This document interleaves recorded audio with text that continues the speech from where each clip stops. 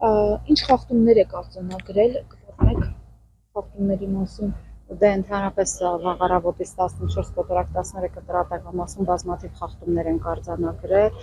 ընդհանուր անծանոթ մարդու գրանցում մեկի տան հասցեին, հարևանի մահացած տիկինը մեկ այլ ընտանիքի հասցեին, մարդիկ կային, որոնք եկել էին ID քարտը չէր աշխատում, բայց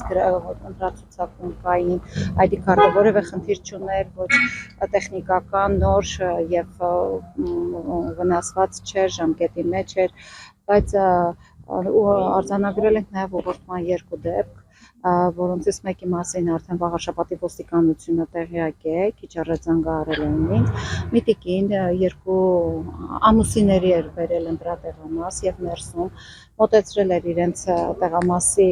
ցուցակների մոտ եւ ասում էր արգիշտի, մոտեցա ասացի դուք իրենց ինչն եք, ասաց ոչ մեկը, ես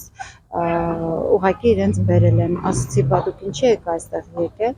ասացի եկել եք ընտրելու, ասաց ոչ, ես ընտրությունը վաղուց կատարել եմ, ասացի այդ դեպքում ինչու եք ուղղորդում այդ մարդկանց, նրանց ականջին սկսալով արգիշտի,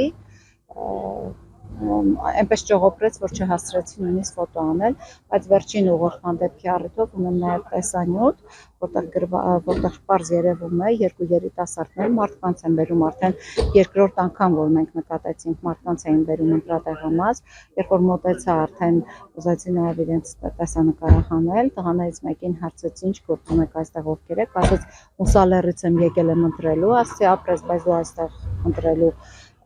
եւ այն մեկը ումը որ բերել էին դուրս եկավ, այդպես ճողոպրեցին նրա հետ, դա 14 կոտորակ 13 հասցեին է,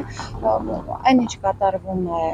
եւ այդ մարդկանց ուղղորդելու, մարդկանց բերելու եւ ընտրացուցակների հետ կապված, ես կարծում եմ սրանք իրենց ազդեցությունը կարող են ունենալ ընտրությունների արդյունքի վրա, որովհետեւ ես հիմա արձանագրում եմ մեկ տեղամասի առկա իրավիճակը մնացած տեղամասերում այս պահին քիչ առաջ ծիածանում է, Գեղակերտում է, Գեղակերտի դպրոցի մոտ խայտառակ կուտակումներ էր, ես մոտեցա, որ փոխարինեմ մեր վստահված անձին եւ հանձնաժողովի նախագահին հարցրեցի ինչու է այս խայտառակ կուտակումը այստեղ, մարդիկ դրսում հավաքված աչքով ունքով էին անում եւ այլն, հորդորեցի ոստիկաններին անցնեն իրենց գործին, չգիտեմ տեսանյութը, եթե պահպանվել է հեռախոսը անջատվեց կհրապարակեմ շուտով, անկախ ամեն ինչից, այդ խայտառակ պատկեր էր Գեղակերտի միջնակարգ դպրոցում, դա այն դպրոցներ, որտեղ մենք որի տնօրենի կողմից նաև կաշառակերության դեպք հայտնաբերեցինք, ով պիտի այդտեղ հանձնաժողովի նախագահ լիներ եւ այդ բարդակ տեսանք այդ դպրոցում։